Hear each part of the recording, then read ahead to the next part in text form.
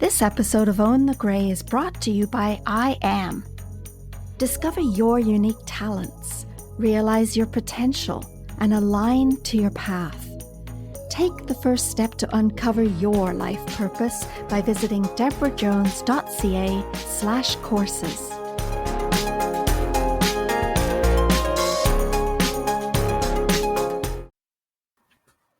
I'm talking with body confidence coach Cleena Byrne on how to create a body positive environment for yourself and your family. Cleena coaches people on how to start loving their bodies and how to boost their confidence. She helps you to stop comparing yourself to others, to validate yourself, and to know that you are good enough, just the way you are. Welcome to Own the Grey, a podcast to dispel the notion that aging is undesirable and setting new positive attitudes. I'm Debra Jones, and I believe you can be vibrant and healthy throughout the best years of your life. Welcome, Cleena, to Own the Grey.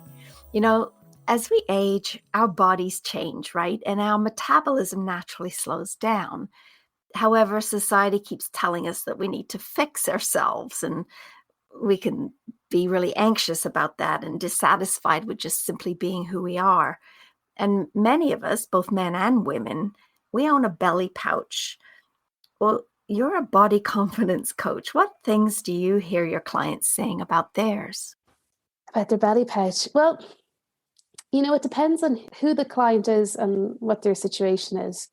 If I'm talking to someone who's developed a belly pouch over the years, they're going to have a different relationship to it than maybe someone who's given birth and has a belly pouch. There's various different things, but I always hear some things that are quite similar, which would be, how do I get comfortable with this? How do I accept this? Because we're constantly sent the message that we're supposed to have flat stomachs, which is super unrealistic. The concept of a flat stomach. It's not supposed to be flat. If you look at small kids, they never have flat bellies. It's not something that naturally really occurs unless we're starving. So it's how to make peace with this part of the body we're told we need to get rid of, we need to shed, we need to tone up. And that really, again, it depends on your situation. For me, before I became body confident, I used to have this real hatred of that part of my body. And now I love it. Like now I take photographs and I show it. I don't hide it. I don't suck it in. It's part of me and I like it. It has some stretch marks on it and it sticks out but it's mine. It's part of who I am.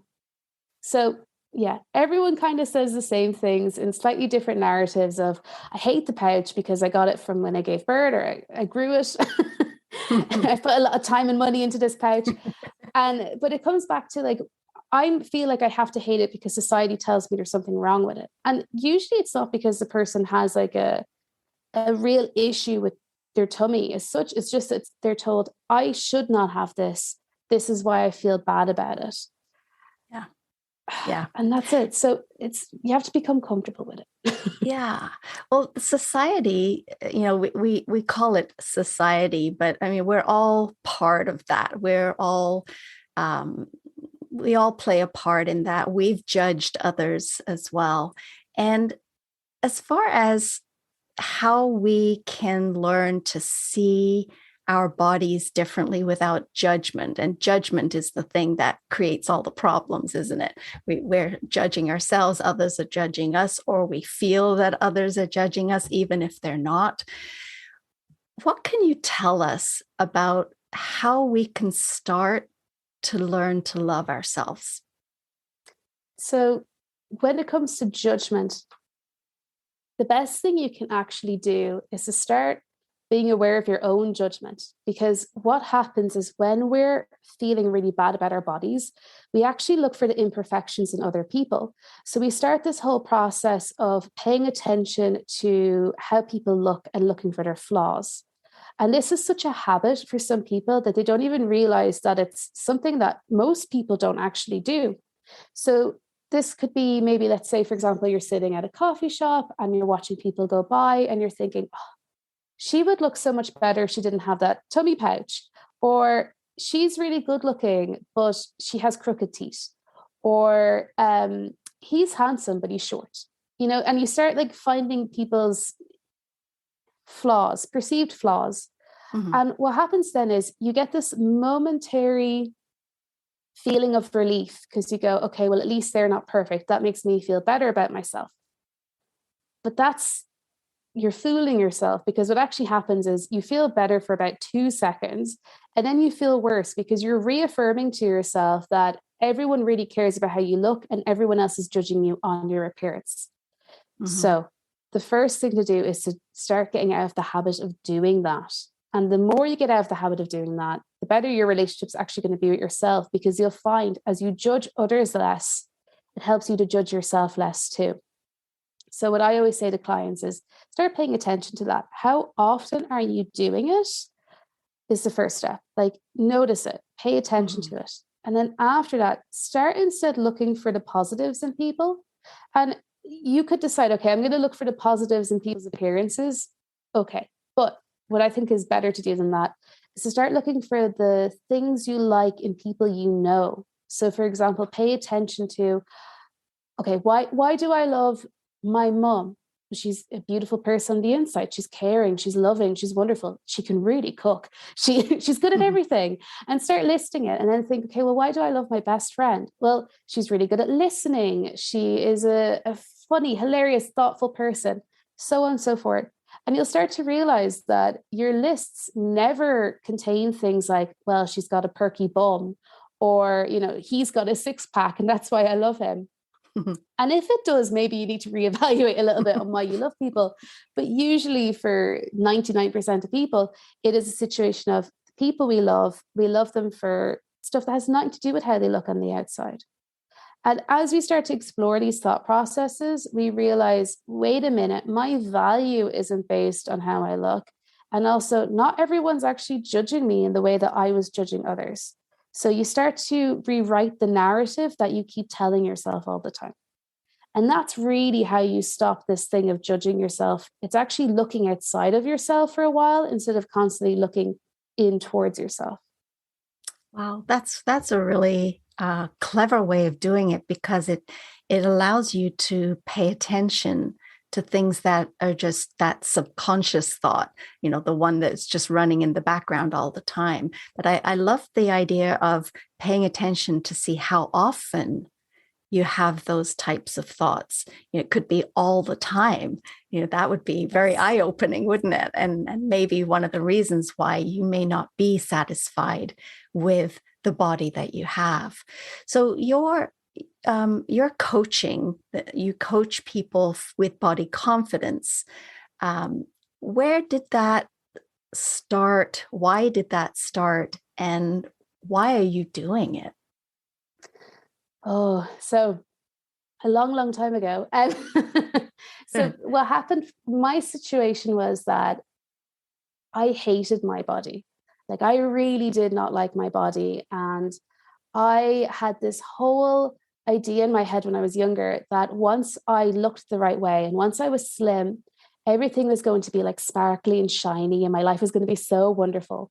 And I decided that I was going to lose weight. And I also had to have a jaw realignment surgery because my bite went to the side. So I couldn't properly bite into things. And I've nearly no photographs of myself from when I was a teenager because I was so uncomfortable with the fact that my face wasn't symmetrical. So I was like, okay, I'm going to have this operation, have my face fixed, and I'm going to lose all this weight, and then my life will become amazing. So I did those things. I had my jaw fixed. I could finally bite into an apple properly. I lost weight. And then I still wasn't satisfied. I have this memory of looking in the mirror and thinking to myself, okay, well, maybe if I lost a little bit more weight and maybe if I changed my hair, and then I just suddenly stopped and the thought process just kind of came to a halt. And I just realized I'm sick of myself. And I realized I was so sick of being so critical of myself and constantly focusing on my appearance. And I had convinced myself that my life would become sparkly. It hadn't, it had stayed the exact same. And the problem wasn't actually how I looked, it was myself. and how I was treating myself. So that took me on my own journey of figuring out how to fix my relationship with myself. And there was no one who existed who could actually help me with this. I was so on my own. I felt like I was the only person going through this. And Mhm. then years later, when I was working, nothing to do with what I'm doing right now, I used to work in social media and consulting and helping other people write tweets. And anyway, I realized that everyone around me really felt the way that I used to feel. And it clicked. I was like, wait a minute, I had to figure this out by myself. I wanted someone to help me with it, but that person didn't exist. And then I was like, you know what? I'm gonna fix that gap. I'm gonna step into that gap that's opened up for me to actually help people with this issue. So that's what I did. So I went off and I got qualified to become a coach. I researched my subject immensely and started working with people. And I haven't looked back since. But yeah, it was Wow. just, I became the person that I needed, That's basically. beautiful. And that's perfect. The way you see a need and you fill a need, and here we are today. I noticed on your website you talk about different things. There's body positivity, body confidence, body neutrality, and also body liberation. Do you want to unpack that a little bit? Sure. I have a very quick, simple way of describing all these because there's all these like terms that float around and no one knows what they mean. And they're like, what are all these things? So body positivity is often mistaken for having a positive relationship with your body, but actually doesn't mean that at all. It's part of a movement um, that's based on bodies that are marginalized and to stop them being marginalized. So we're talking about people of color, trans bodies, disabled bodies, anybody that is marginalized in society. And fat bodies, that's the other one as well, sorry, fat bodies too. Mhm. So this is a movement to stop these bodies being marginalized, to get better rights, to be treated better in society. And that's what body positivity is. So it's a political movement. That's the one that's different. Okay. The other ones then are like a scale. So basically you have having a bad relationship with your body. So you could call that body negativity. Yeah. Then you have body neutrality, which it is what it is. It's having a neutral relationship with your body, which means that you basically accept it, but you don't think highly or poorly of it. Now, a lot of people I speak to, they say that's their goal. And I always say that is a really low goal to have for yourself. I would not accept a neutral relationship with anyone in my life. For example, I wouldn't marry someone and say I feel neutral towards them and think that's Right. totally acceptable. And so I'm not going to do that with myself because for me, I strongly believe that your relationship with yourself is the most important one in your life. And it's the only relationship that actually lasts for your entire life. So you might as well make it a good one. So neutral is feeling neutral about your body. Confident is meaning that you feel good about your body. You have a positive relationship with it. It may not be a perfect relationship, but it's good and you feel good about it. And that's where I help people get to. So as you see, the neutral is kind of like meh. I'm like, Yeah. have a good marriage with yourself, have a good relationship, and this is where we're going to get you to. And then the body liberated is at the very end of the scale. That's where I exist. And that's when you feel liberated from your body. You don't think about it, it doesn't define you. It's not something that takes up a lot of your headspace. It's just, that's my body. It is what it is. I'm fine with that. So that's what all the terms mean. Thank you. Now I've got a much clearer idea now what all of those things are, and that liberation, being liberated, meaning that it doesn't pull you down, it doesn't trip you up. It's a very I would say comfortable place to be, and I think that would be. I would think your goal as a coach to help people get to that point. Is that true? Yes. For me, my main goal is to get them to be body confident. And then the body liberation, it happens after they've worked with me. It's something that comes with time. It's funny because it's like when you have a bad relationship with your body, it takes up so much of your mental, emotional, and often financial energy. And then when you become really good with it. It doesn't take up any. It's kind of like how, you don't really think about apples all day long because they're fine, Apples are okay. Apples exist in the world and that's okay. But you don't obsess about it. You're not obsessing over that one apple sitting in your fruit bowl. It is what it is. And it's the same with the body. So my goal is to help people get to that point. But as I said, it's like it comes with time that you just kind of get over it and realize it's just not a big deal how you look. It's fine. Yeah, I love that. I was talking with you just before the show, and I was telling you that I was looking for a nice image that we could use for this podcast.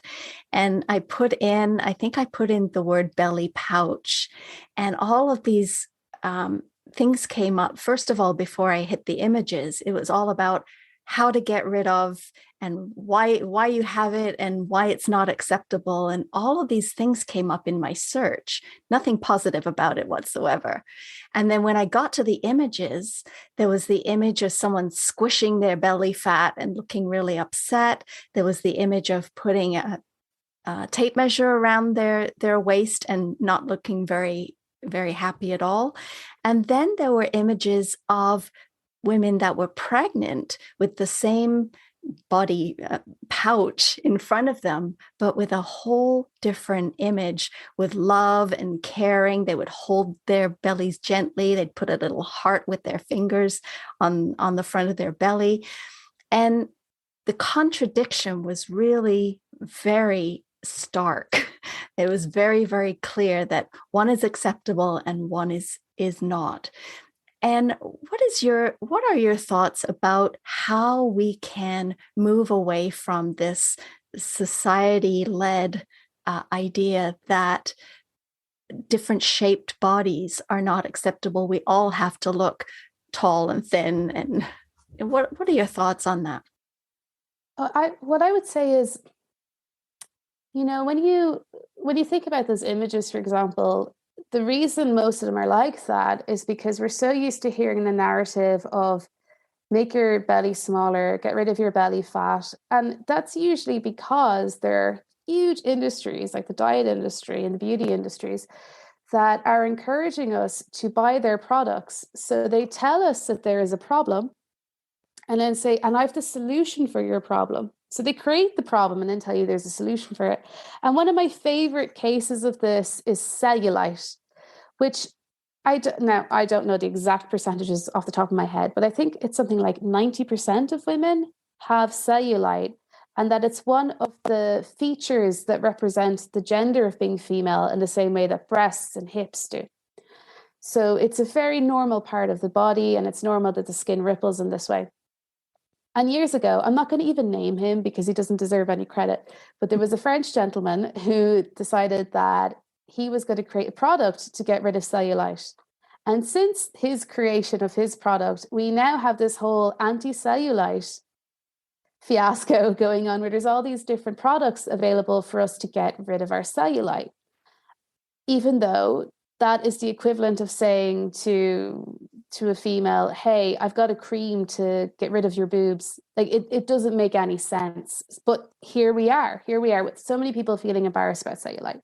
So it's the same for belly fat. It's this thing of people are trying to sell you things to make your waist smaller. And that's because of the diet industry. And the diet industry has been going with so much money behind it for so many decades now that we're just so used to hearing that narrative and strongly believing that any bit of fat on our bodies is the worst thing in the world, even though it's not. It really is not.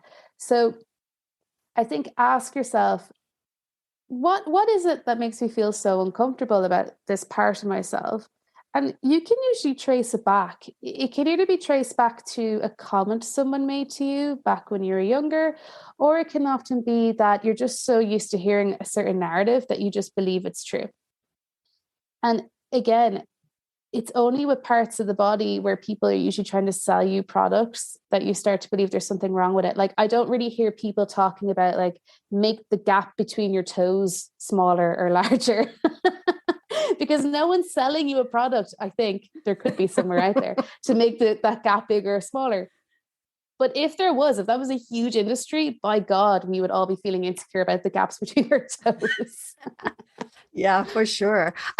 In that the searching that I did when I was looking for pictures, there was a picture of the Venus of Willendorf, and that is that goddess-looking woman. Apparently, it was created. The statue was created 25 to 30,000 years ago, and it depicted a woman that was very voluptuous and very curvy.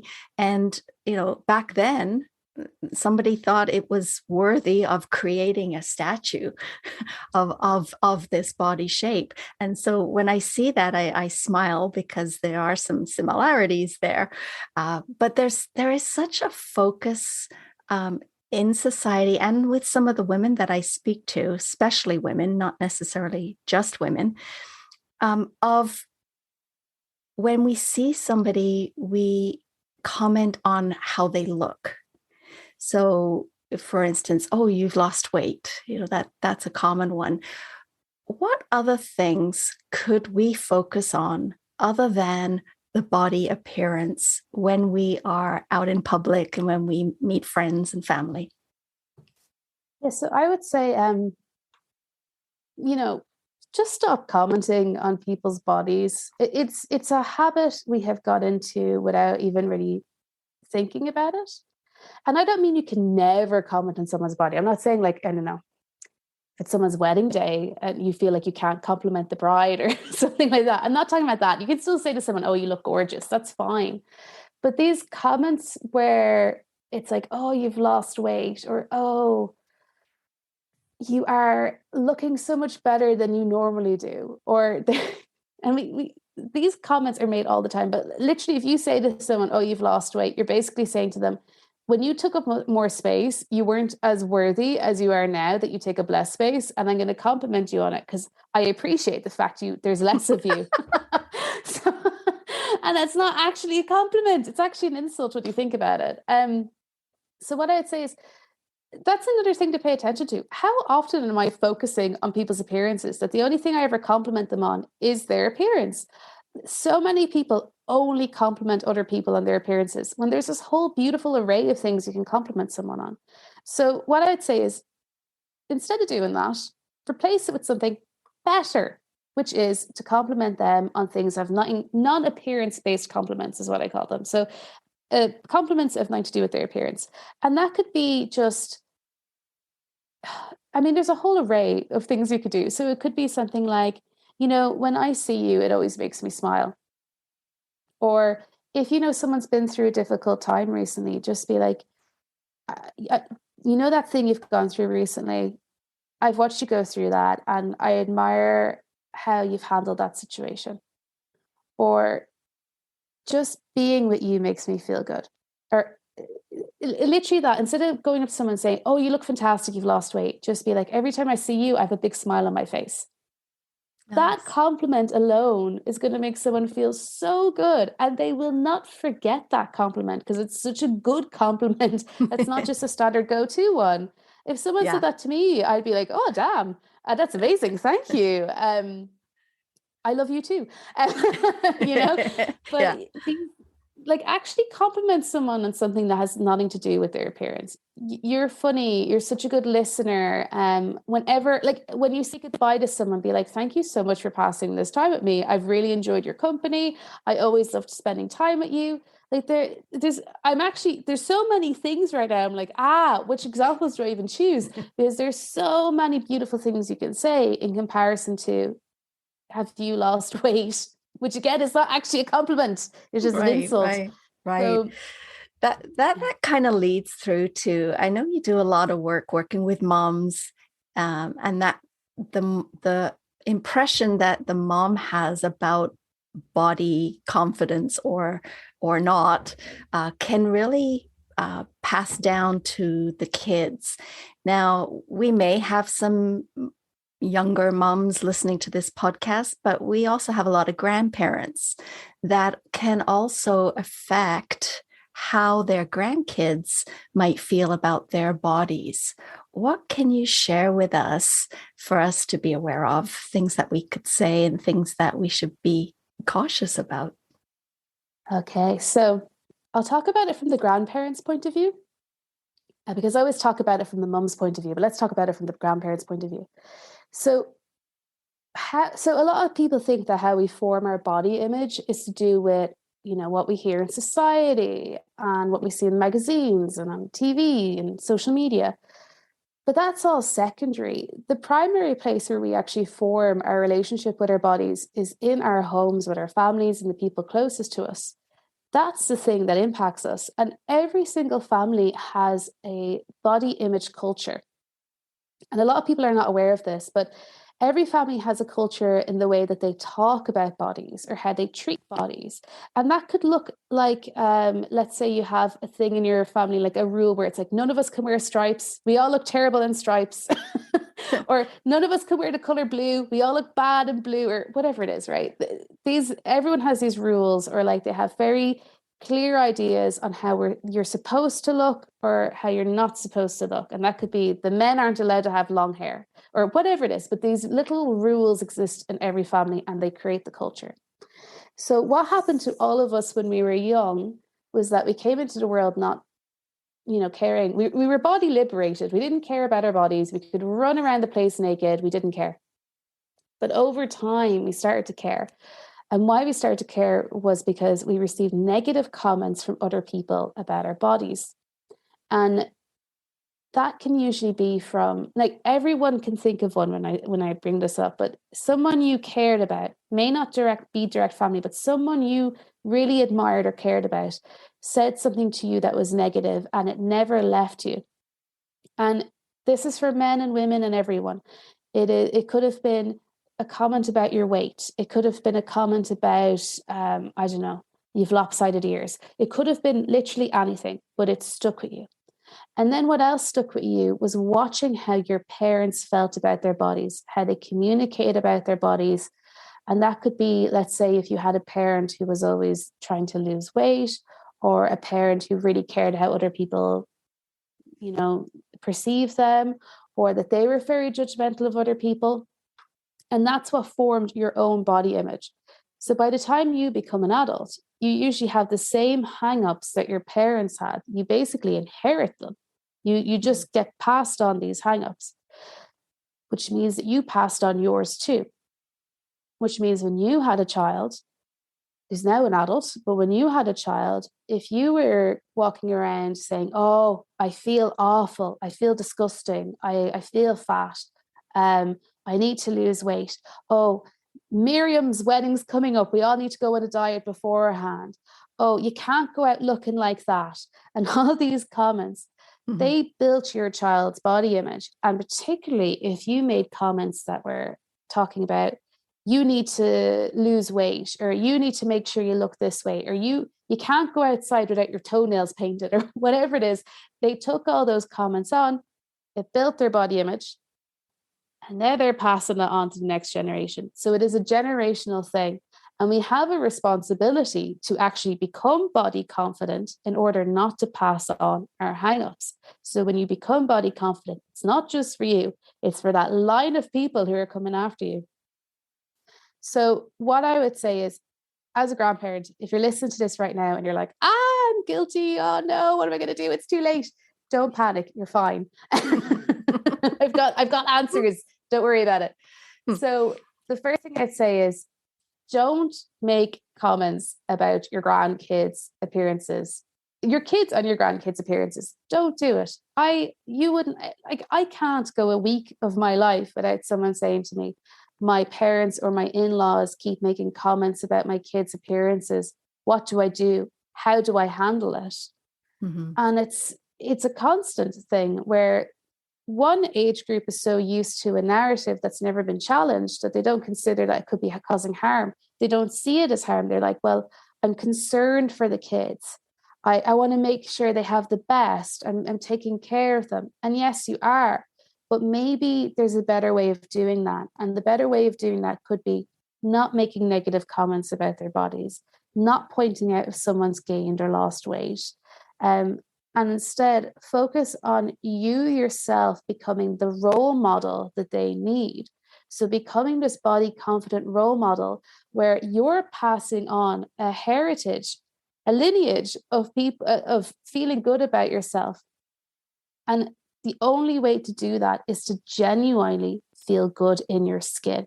So you can teach them how to do that too. And it's never too late. It is never too late. I have clients of various different ages, but the common thing that I always notice for anyone that's 50 plus is they come to me and they always say to me, Kleena, I have not liked my body for my entire life. I can't keep going this way. There has to be a point in which I'm going to like my life or like my body during my life.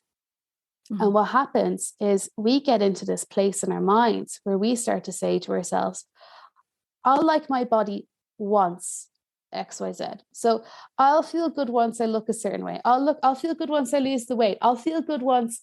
And next thing you're getting older and, that you're kicking the can along with, once I'm a size whatever, then I'll feel good. Because realistically, that's not going to happen. Your body's changing. That's fine. And next thing you realize, I'm 60. I haven't done half the things I wanted to do because I was putting it off because of the way I looked.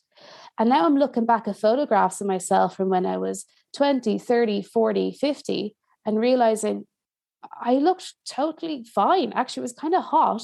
Why did I feel so bad about myself back then? And it starts to click, this thing of I've spent my whole life not liking myself. But when I look back on it, I'm like, wait, the issue wasn't my body.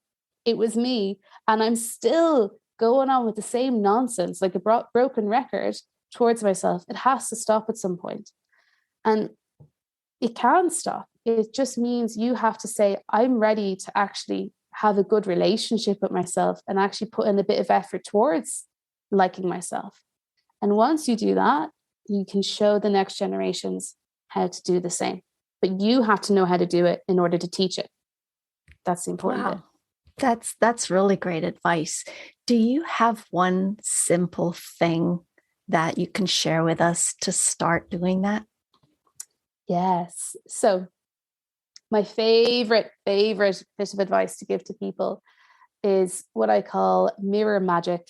And it is super easy. Now, why I give this one to people is because this takes no time. It doesn't cost you anything.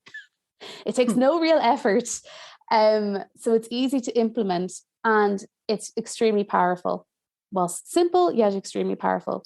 So what I want everyone listening to this to do is, instead of frowning at yourself, which is what most of us do when we see our reflections, we frown and we give ourselves this horrid look that we would never give anyone else on this planet. But anyway, stop doing that. Stop approaching your reflection and looking at it with a frown and looking for your imperfections and scanning yourself and saying to yourself, I'm fat, I look tired, I'm aging. Instead of doing all that stuff, what I want everyone to do instead is to start smiling at themselves. Now, I'm not just saying that because, it sounds lovely to smile at yourself. There's a very logical reason to this. So first of all, what it's going to do is when you smile, even if it's like a fake forced smile, it helps release feel good hormones. So your serotonin, your dopamine, all those lovely hormones. So a fake forced smile is going to do that. So even if you're not feeling good, if you fake it, it will help you feel good. And in the beginning, this thing of smiling at yourself is going to feel really weird and it might not feel natural to you. So what I always say to people is, if you need to make it kind of ridiculous, wink at yourself, blow yourself a kiss, do whatever it is you got to do to actually maybe even make yourself laugh a little bit naturally. So you're going to retrain your brain by doing this. You're going to see yourself, you're going to smile, you're going to feel good. And over time, you'll start to associate seeing yourself with feeling good. So even if you forget to smile sometimes, you'll be like, oh, it's me. I always feel good when I see me. This is what it'll do. So it will help you to actually feel good when you see yourself. That's the first thing to do, right? And that is so easy. Like I said, it doesn't actually take any bit of real effort. It's just, it's me, smile. And I tell people, don't just do it when you're getting ready in the morning. Do it if you see yourself in a shop front, wherever it is, give yourself a little bit of a smile. Just try it. And I promise, if you do that even just for a week, you'll start to see such a difference. with how you start to see yourself and feel about yourself. And if you want to make it that extra bit spicy, when you do it, add in something positive to say about yourself. It could just be, I'm looking great today. I'm gorgeous. Maybe that's a smile and be like, I'm gorgeous, and laugh and walk away. Just try it even for a week, even just do it once. And I promise you'll be like, damn, this is good. This is good advice. Thanks for listening. And did you know that positive reviews from listeners like you help me get these messages out into the world? Leave a rating for Own the Grey on your podcast app or at ownthegray.ca.